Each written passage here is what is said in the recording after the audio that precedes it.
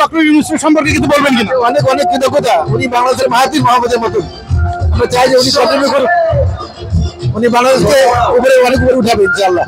৭১-এ স্বাধীন হয়েছে, আবার ২৪-এ এসে নতুন করে গণ অভ্যুত্থানের মধ্যে স্বাধীন হয়েছে। তারপরে যদি আমাদের দেশের মানুষের কোনো কিছু শিখার বা বোঝার বাকি থাকে তাহলে তো আমাদের কিছু করার নাই। আমরা হতভাগা জাতি হিসেবে নিজেদের কষ্ট ছাড়া আর কিছু বুঝবো না।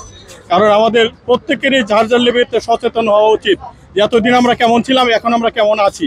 আসলে ইউনূস মহোদয়কে কি বলে যে ধন্যবাদ দেব আমার ভাষা নেই, তবে আমি চাই উনি যেন আরো কিছুদিন সময় আমাদের মাঝে স্টে করেন এবং আগামীর বাংলাদেশ, নতুন বাংলাদেশ গড়ার জন্য উনি ওনার সর্বশক্তি দিয়ে আমাদের পাশে থাকেন। আলহামদুলিল্লাহ আমার মনে হয় উনি থাকবেন শেষ বিন্দু পর্যন্ত। আমি চাই উনি আরো সময় স্টে করুন। ঈদ মোবারক। একটা কথা বলতে চাই, যারা খুব তাড়াতাড়ি ডক্টর ইউনূস অপসারণ চায় কিংবা নির্বাচন চায়, ওদেরকে বলতে চাই যারা সাধারণ নাগরিককে দোহাই দেয় ওইখান থেকে আমার নামটা বাদ দিয়ে দেয়। আপনি কি সংস্কার আগে চান না নির্বাচন আগে চান? আমি পূর্ণ সংস্কার আগে চাই, কারণ স্বাধীনতোত্তর বাংলাদেশে অনেক সংস্কার দরকার। সেই সংস্কার রাজনৈতিক গোষ্ঠীগুলো, রাজনৈতিক দলগুলো করে নাই। তারা লুটপাটে ব্যস্ত ছিল এবং কিছু দল এখনো সংস্কার চায় না। এবং আমার মতো অনেকেই মানে নিম্ন মধ্যবিত্ত যারা আছে তারা সবাই মনে করে যে সংস্কারটা এবং সার্বিক সংস্কারটা দরকার। এজন্য ডক্টর ইউনূসের যদি আরো বেশি সময় প্রয়োজন হয়, বেশি সময় দেওয়া উচিত। আপনি কি ওনার কথা একমত কিনা? অবশ্যই আমি ওনার কথা একমত যে আমাদের দেশ ৭১-এ স্বাধীন হয়েছে, আবার ২৪-এ এসে নতুন করে গণ অভ্যুত্থানের মধ্যে স্বাধীন হয়েছে। তারপরে যদি আমাদের দেশের মানুষের কোনো কিছু শিখার বা বোঝার বাকি থাকে তাহলে তো আমাদের কিছু করার নাই।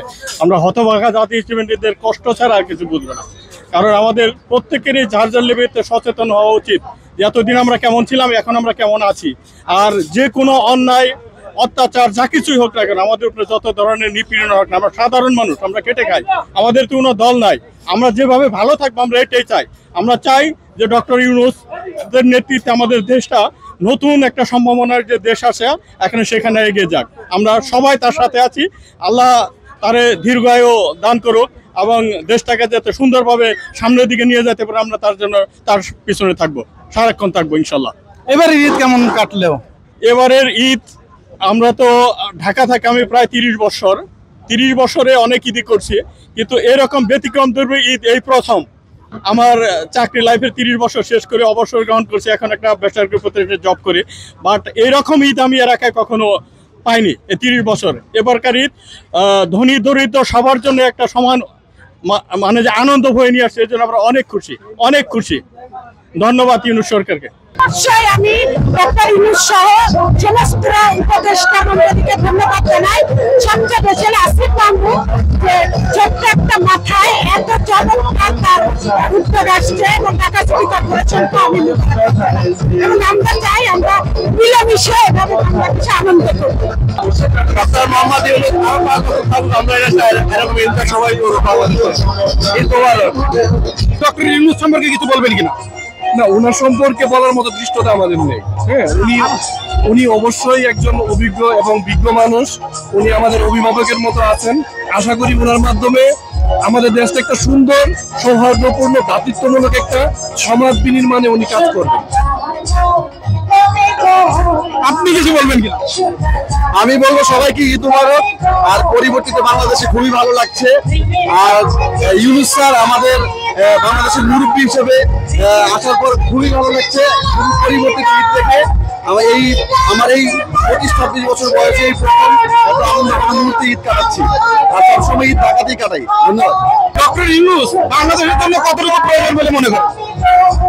আমার কাছে মনে হয় এই যাবৎকালের সবচেয়ে গ্রহণযোগ্য এবং বিশ্ব পরিমণ্ডলে সবচেয়ে সর্বজন স্বীকৃত, সর্বগ্রহণযোগ্য একজন ব্যক্তিত্ব আমরা পেয়েছি।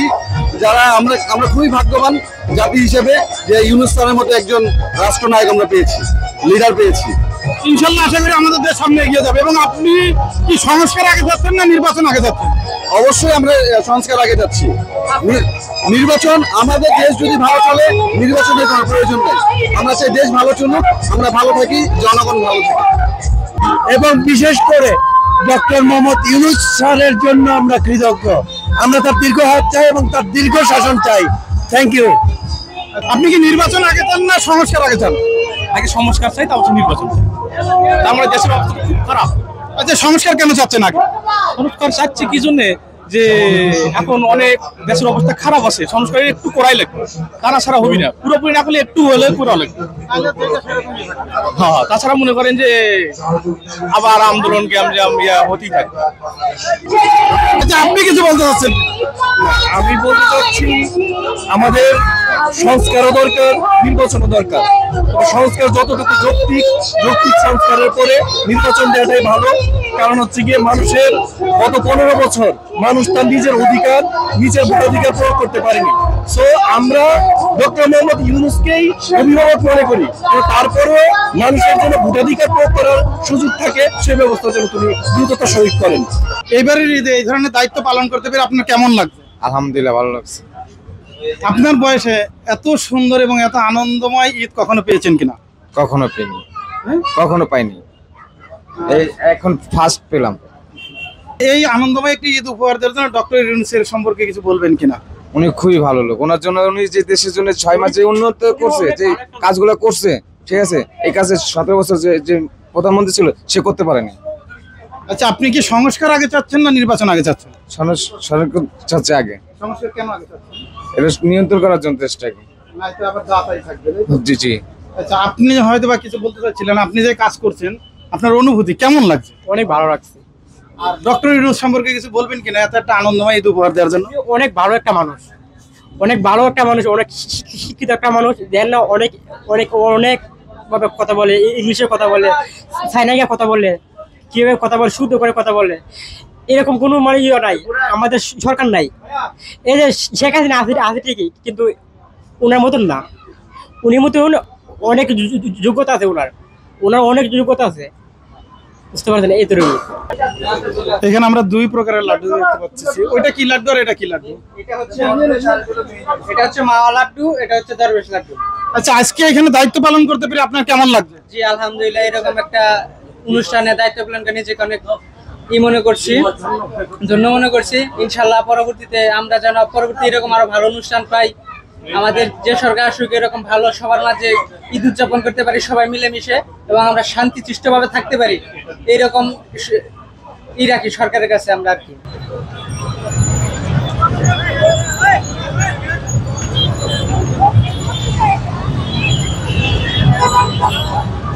পেছনে আমরা হাতি দেখতে পাচ্ছি এবং আলাউদ্দিনের চেরাগ হাতে নিয়ে একজন দাঁড়িয়ে আছে, সেটাও দেখতে পাচ্ছি। ভাস্কর্যের ভিতরে নবাব সিরাজউদ্দৌলা নাকি, আমি আসলে এটা চিনতে পারছি না, এই জন্য আমি আপনাদেরকে সঠিকভাবে বলতেও পারতেছি না। এরপরে চলে আসতেছে, এরপরে আরো কিছু মানুষ প্লেকার্ড হাতে নিয়ে যাচ্ছে। তারপর আপনারা দেখতে পাচ্ছেন যে একটি মহিষের গাড়িও রয়েছে এখানে, পুরাতন ঐতিহ্য মহিষের গাড়িও রয়েছে। আমাদের বাংলার ঐতিহ্য সবকিছু ধরে রাখার চেষ্টা করা হয়েছে এই মিছিলে, আপনারা দেখতে পাচ্ছেন। যে এবার দর্শক যাচ্ছে ঘোড়ার গাড়ি, এই ঘোড়ার গাড়ি আমরা কতগুলো ঘোড়ার গাড়ি আমরা জানি না।